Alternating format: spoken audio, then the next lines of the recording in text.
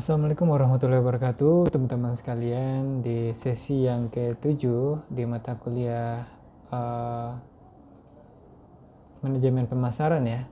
Nah, di sesi ke-7 ini kita akan membahas mengenai strategi distribusi, di mana nanti teman-teman diharapkan mampu memahami dan menjelaskan mengenai deskripsi saluran distribusi, yang kedua alasan menggunakan perantara, yang ketiga menjelaskan fungsi dan alur saluran, yang keempat menjelaskan jenis-jenis saluran distribusi, yang kelima alternatif saluran untuk barang konsumen dan industrial, yang keenam menjelaskan intensitas cakupan pasar atau tingkatan distribusi di antara pengecer.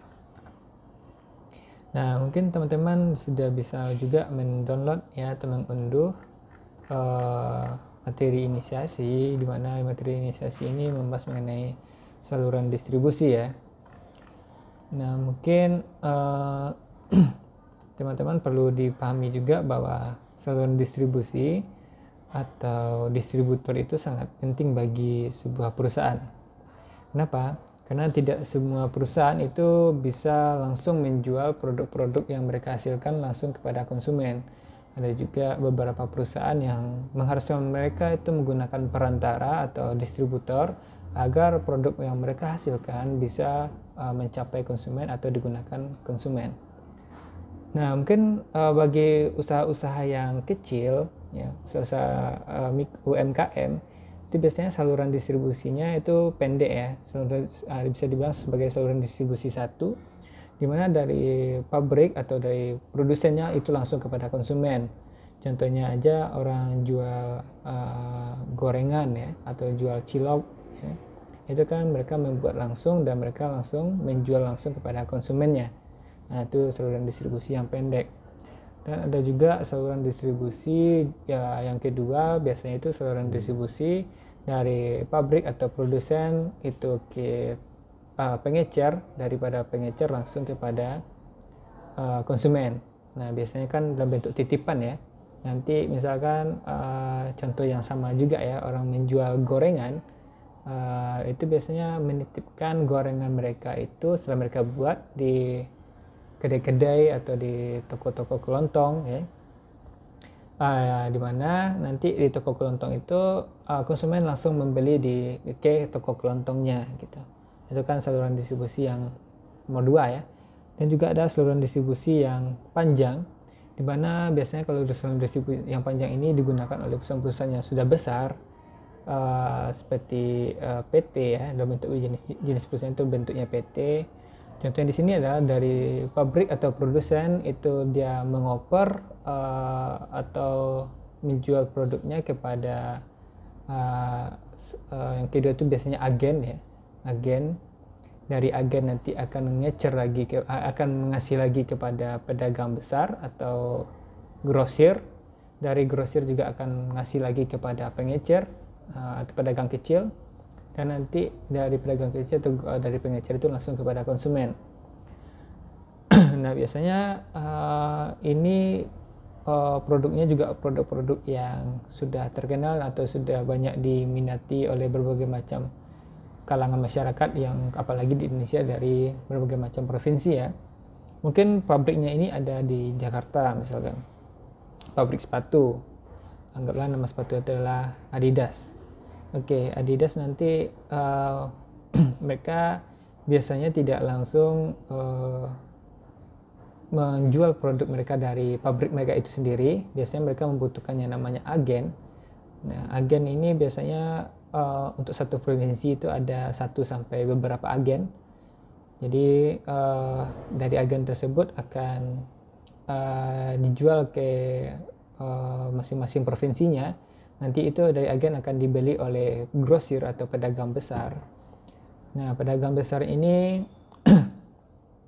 atau grosir biasanya akan menjual lagi ya kepada pedagang-pedagang kecil. Yang namanya grosir itu kan mempunyai banyak stok barang ya. Jadi mereka akan menjual kepada pedagang-pedagang kecil atau para pengecer. Dan dari pengecer atau dari toko-toko sepatulah sepatu Adidas ini bisa dimiliki atau dikonsumsi atau digunakan oleh konsumen. Atau contoh gampangnya juga pabrik semen ya, semen buat bangunan. Nah, misalkan aja semen gresik gitu.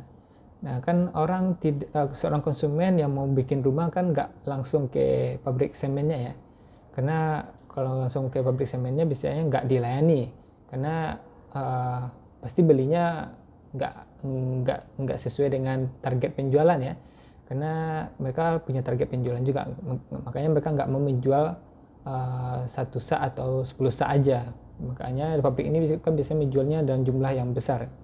Nah, nanti dari pabrik semen gresik itu akan membutuhkan agen ya dari berbagai macam provinsi, dan nanti agen itu akan membawa ke provinsi mereka masing-masing, dan nanti akan dijual lagi kepada grosir atau pedagang besar.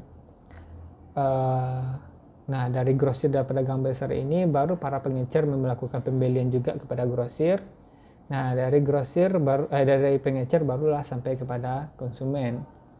Nah, mungkin saluran distribusi ini membuat harga menjadi lebih mahal tentunya ya. Karena dari pabrik mungkin sudah menetapkan harga semen tadi itu seharga 50.000 satu saknya. Nanti sampai ke agen. Nah, agen tentunya membutuhkan pemasukan atau pendapatan juga ya. Nah, maka mereka akan menaikkan harganya, anggaplah menjadi 3.000. Nah, jadi mereka mengambil 3.000 untuk satu sak semennya. Nanti mereka akan membawa ke masing-masing provinsinya dan akan menjual lagi kepada grosir. Nah, mereka tentu menaikkan harga lagi kan. Menaikkan harga lagi, mungkin mereka menjual nantinya seharga 55.000 contohnya kepada grosir. Nah, grosir yang sudah membeli 55.000 tadi, yang namanya juga bisnis ya, pasti akan menaikkan harga lagi.